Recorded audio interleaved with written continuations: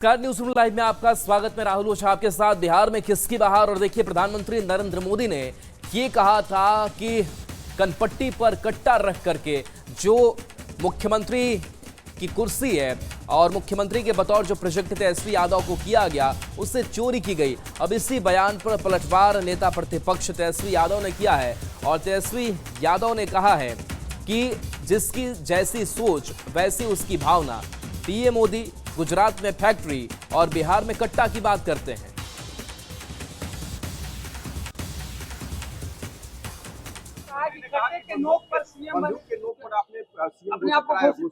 भाई, जिसकी जैसी सोच है उसकी वैसी भावना है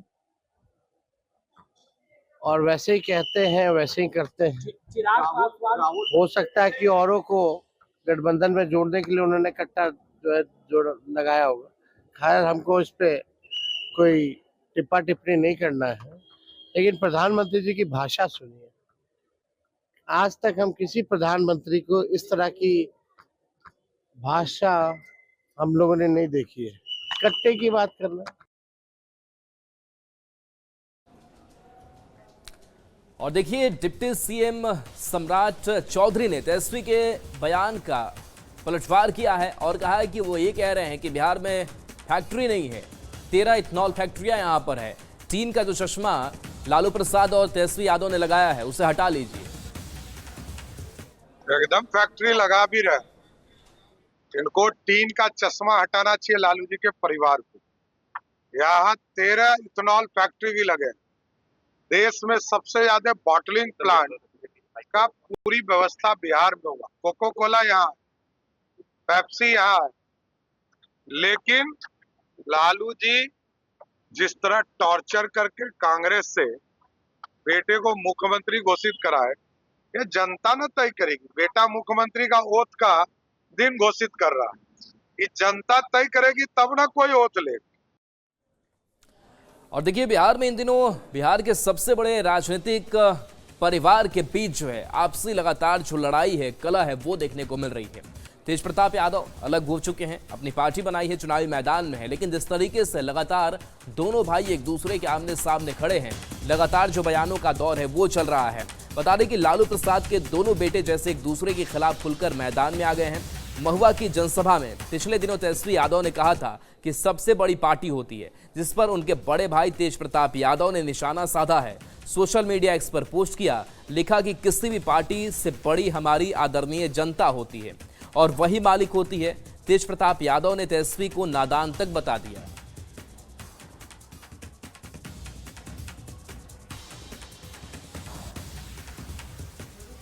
और देखिए, इससे पहले जब तेजस्वी यादव जनसभा करने के लिए पहुंचे थे और कई बार मीडिया के सामने भी वो बोलते आ रहे हैं तेज प्रताप यादव को लेकर कि सबसे बड़ी जो है वो पार्टी होती है, पार्टी की विचारधारा होती है और पार्टी ही प्रमुख होती है।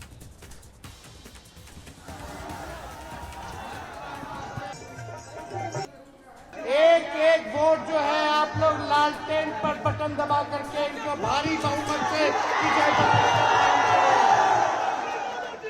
और तेजस्वी को एक मौका मिलेगा। सरकार बनाने का एक मौका दीजिएगा। आप लोग हाथ उठा करके बताइए, एक मौका आप लोग दीजिएगा। सरकार बनते ही जिस परिवार के पास सरकारी नौकरी नहीं है उस परिवार में एक सरकारी नौकरी तेजस्वी देने का काम करेगा। और देखिए, इस बीच लगातार तेजस्वी यादव ये भी कह रहे हैं कि 18 तारीख को 14 को रिजल्ट आएगा, 18 को हम शपथ ग्रहण कर लेंगे, जिसके बाद से अब नित्यानंद राय भी उन पर पलटवार कर रहे हैं। बयान क्या सामने आया नित्यानंद राय का, आपको सुनाते हैं। आम के पेड़ में फल तोड़ने के बाद, आम तोड़ने के बाद जो 2-4 गो पतलुकवा बचता है ना, वही पतलुकवा उनको इस बार बचने वाला है। सपना देख रहे हैं और मैं तो उनको यह कहना चाह रहा था कि 2 दिन जो का सपना जो उन्होंने देखा था 2020 में, और उसी सपने के आधार पर जो बिहार में आपने 15 वर्ष पहले के जंगल राज की तरह 2 दिन में जंगल राज जो स्थापित किया था, वह बिहार के लिए उस समय भय का दिन था, बिहार के लिए वह कलंकित दिन था। सांसद मनोज तिवारी का बयान प्रधानमंत्री नरेंद्र मोदी को लेकर के सामने आया है। उन्होंने कहा कि प्रधानमंत्री नरेंद्र मोदी जब भी बिहार में जाते हैं, बिहार के रंग में रंग जाते हैं और यही चीजें बिहार की जनता भी और जो जनता है वो भी उनकी ओर आकर्षित होती है। नवादा के सांसद महोदय से भी आग्रह है कि आप सभी मिलकर आदरणीय प्रधानमंत्री जी का स्वागत।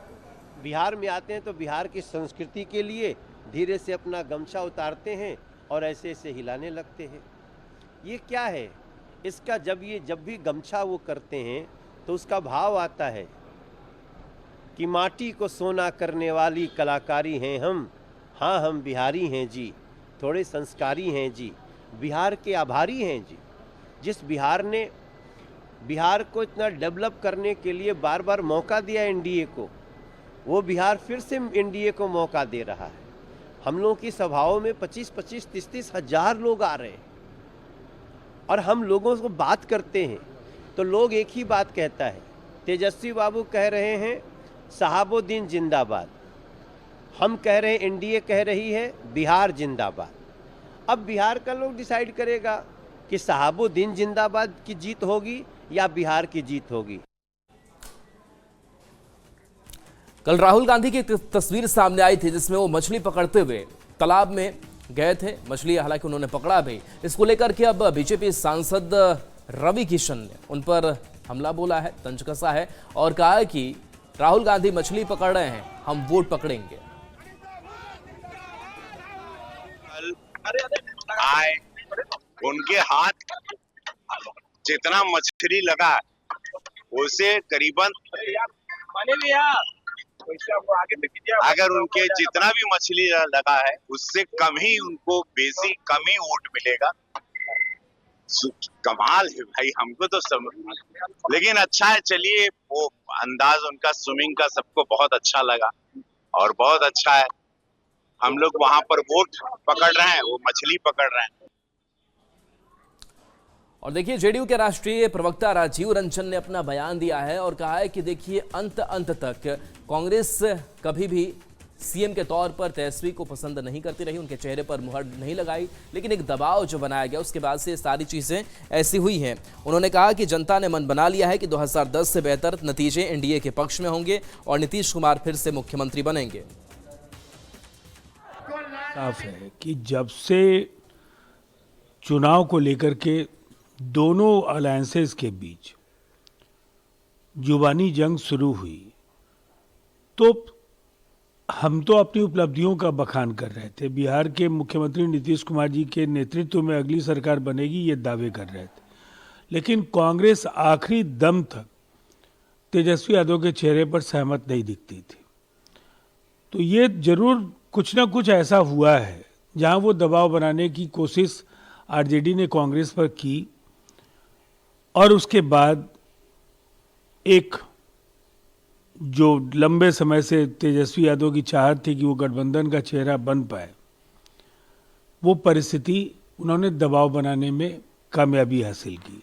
ये अलग बात है कि इस गठबंधन का इस चुनाव में तो कोई भविष्य नहीं है। एक बड़ी पराजय का सामना कांग्रेस, आरजेडी और महागठबंधन के साथियों को बिहार में करना पड़ेगा और जनता ने मन बना लिया है 2010 से बेहतर नतीजे एनडीए के पक्ष में होंगे। नीतीश कुमार जी एक बार फिर मुख्यमंत्री होंगे। और चलिए आपको सीधे लिए चलते हैं दरभंगा के केवटी, जहां पर सीएम योगी आदित्यनाथ बोल रहे हैं। सेंध लगाने का काम कर रहे हैं। बिहार की सुरक्षा, घुसपैठियों को बिहार की धरती में घुसा करके यहां पर बिहार के अंदर 70 से अधिक नरसंहार की घटनाएं हुई थी। 70 से अधिक नरसंहार की घटनाएं। इन्होंने जातीय संगठन खड़े किए थे। बिहार में जाति को जाति से लड़ाते थे, पर्व और त्योहार नहीं होने देते थे। बेटी असुरक्षित, व्यापारी असुरक्षित, नौजवान के जीवन के साथ खिलवाड़, कट्टा बंदूक लेकर के बिहार की पूरी व्यवस्था को इन्होंने धूमिल करने का काम किया था। बहनों और भाइयों, ये वही लोग हैं जो आपको तो जाति के नाम पर बांटते हैं, घुसपैठियों को आमंत्रित करते हैं, आपकी आस्था के साथ खिलवाड़ करते हैं और फिर राष्ट्रीय सुरक्षा पर सेंध लगवाने का काम करते हैं। बहनों और भाइयों, मैं आज आप सबसे ये कहने के लिए आया हूं, एक केवटी विधानसभा क्षेत्र आपने देखा होगा कि यहां पर से अशोक यादव विधायक रहे हों या फिर आज यहां पर भारतीय जनता पार्टी के मुरारी मोहन झा वर्तमान विधायक के रूप में अब यहां कोई भी दंगा नहीं है, कोई नरसंहार नहीं है, कोई अराजकता नहीं है। अब तो हमारी मिथिला भी चंगा है, विकास के पथ पर अग्रसर बढ़ने का काम कर रही है। और फिर भला क्यों नहीं विकास होगा, क्यों नहीं खुशहाली होगी? ये धरा तो बहुत महत्वपूर्ण है। बहनों और भाइयों, ये धरती इतनी महत्वपूर्ण है, इतनी पवित्र धरती है। ये धरती, यहां पर हम लोग जब मैथिल कवि कोकिल विद्यापति की बात सुनते हैं तो हमें स्वाभाविक रूप से इस धरा का स्मरण हो आता है। बहनों और भाइयों, महाराज कामेश्वर सिंह जिनके शासन में संगीत, शिक्षा, कला और संस्कृत विद्या के प्रचार प्रसार के लिए कार्य हुआ, ये धरती उनकी पावन धरा है। हिंदुस्तानी शास्त्रीय संगीत की जो एक विशिष्ट विधा है, दरभंगा घराना, ध्रुपद शैली, इसका जन्म भी इसी दरभंगा में हुआ है। और यही नहीं, मैथिली भोजपुरी संस्कृति के छठ पर्व को पहचान दिलाने वाली पद्म पुरस्कार से सम्मानित शारदा सिन्हा की धरती है। और यही नहीं बहनों और भाइयों, यहां की मैथिली भाषा अटल जी के समय में संविधान की 8वीं अनुसूची में शामिल हुई। मधुबनी पेंटिंग और मिथिला की पारंपरिक संस्कृति यह आज पूरे भारत को अपनी ओर आकर्षित करती है। यही नहीं, भारत के संविधान के सभा के अध्यक्ष, देश के पहले राष्ट्रपति डॉक्टर राजेंद्र प्रसाद जी इसी दरभंगा में उन्होंने अपनी पढ़ाई की थी। और ऐसी पावन धरा पर आज मुझे आने का अवसर प्राप्त हुआ है। बहनों और भाइयों, मैं आप सबका आह्वान करूंगा, याद करना, जब भी आरजेडी कांग्रेस का इंडी गठबंधन बिहार के अंदर आया है, बिहार में दंगों की आग फैली है, जातीय नरसंहार हुए हैं, लूटपाट की एक नई अपसंस्कृति ने जन्म लिया है, यहां पर अपहरण एक उद्योग बना है। लेकिन अब हम अपने बिहार में इस प्रकार की अराजकता को फिर कभी नहीं आने देंगे। और इसके लिए मैं मिथिला के वासियों का आह्वान करने के लिए आया हूं, अयोध्या का संदेशा लेकर के आया हूं। और संदेशा यही है कि एनडीए की सरकार फिर से बिहार के अंदर आनी चाहिए। नीतीश जी के नेतृत्व में फिर से बिहार के अंदर एनडीए की सरकार बने। हमें घुसपैठ नहीं होने देनी है, घुसपैठियों को नहीं आने देना है। जैसे कश्मीर में धारा 370 को समाप्त करके कश्मीर में पाकिस्तानी तत्वों को मार मार करके खदेड़। तो आरजेडी काल में अपहरण उद्योग चलता था, योगी को आप सुन रहे थे। और चलिए बढ़ते हैं आगे और बात करते हैं आरजेडी की जो प्रचार गाड़ी है उसे जब्त कर लिया गया है। पटना से बड़ी खबर बता रहे हैं, आचार संहिता का उल्लंघन का यह मामला सामने आया है। बता दें कि जो खबर सामने आ रही है, एसडीओ के आदेश पर पुलिस की ये कार्रवाई हुई है। गाड़ी में परमिशन से ज्यादा लाउड स्पीकर लगाए गए थे, जो चुनाव आचार संहिता के तहत नियमों का उल्लंघन था। और इसी को लेकर के मनेर विधानसभा में आरजेडी की प्रचार गाड़ी जब्त कर ली गई है। ये वही प्रचार गाड़ी है, भाई वीरेंद्र की तस्वीर इस पर लगी है। मनेर थाना की भी तस्वीर आप देख रहे हैं, जहां पर देखिए ज़्यादा संख्या में लाउड स्पीकर यहां पर लगे हुए हैं और इसी वजह से इसकी जब्ती की गई है।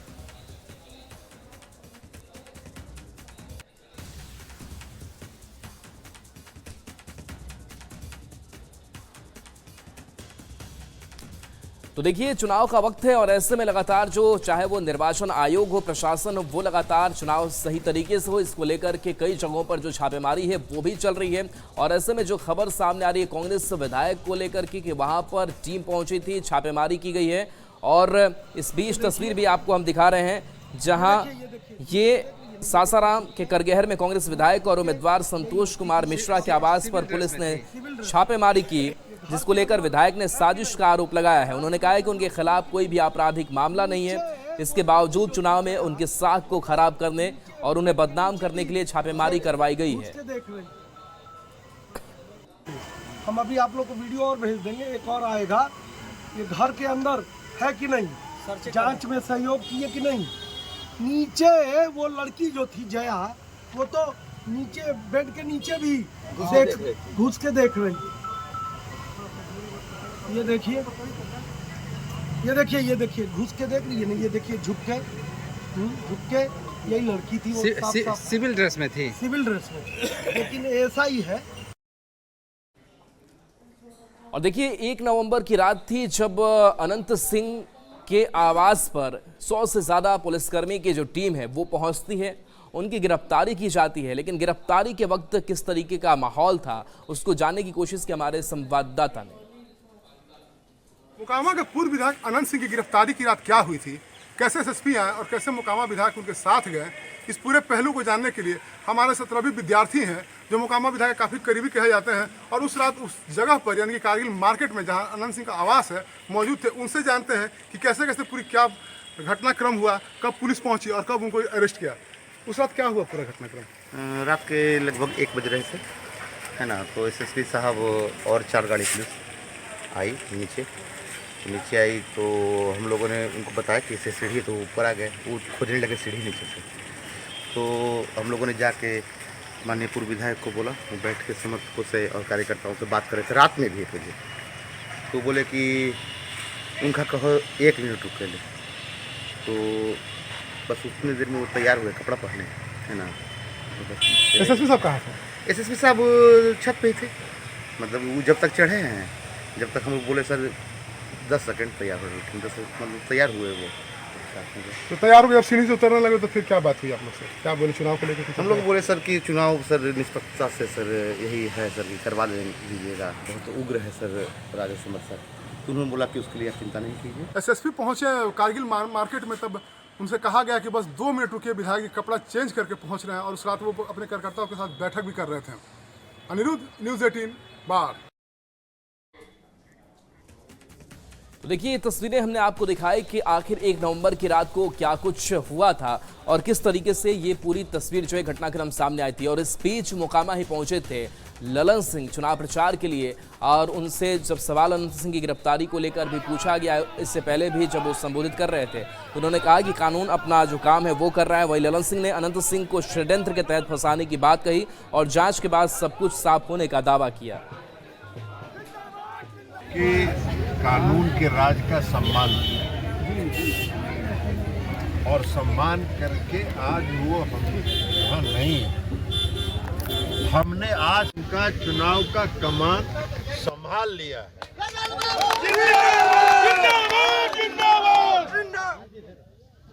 लेकिन एक बात बता देते हैं, ये पूरी घटना जो है, ये घटना कोई अपने आप नहीं हुआ है।